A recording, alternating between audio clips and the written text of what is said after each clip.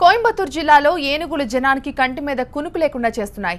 పగలు రాత్రి అని తేడా లేకుండా అడవుల్లోంచి జనావాసాల్లోకొచ్చి బీభత్సం సృష్టిస్తున్నాయి.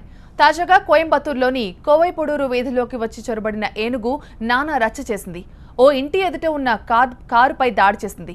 కారును తొండం దంతాలతో ముందుకు తోసేసింది. ఈ దృశ్యాలు అక్కడ సీసీటీవీలో రికార్డయ్యాయి.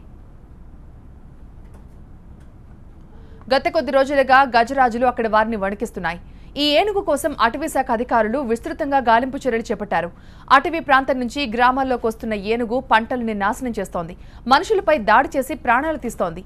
ఈ మధ్యే ఓ ఏనుగు దాడిలో 5గురు ప్రాణాలు కోల్పోయారు.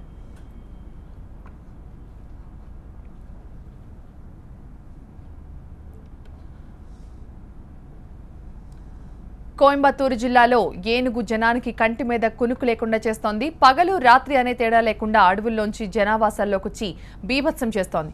తాజాగా కోయంబత్తూరులోని కోవైపొడూరు వీధిలోకి వచ్చిన ఓ ఏనుగు నానా రచ్చ చేసింది. ఓ ఇంటి ఎదుట ఉన్న కారుపై దాడి చేసింది. ఆ ఏనుగు దాడి దృశ్యాలు ప్రస్తుతం మీరు స్క్రీన్పై చూస్తున్నారు. టీవీలో రికార్డ్ అయిన ఆ దృశ్యాలను విడుదల చేశారు.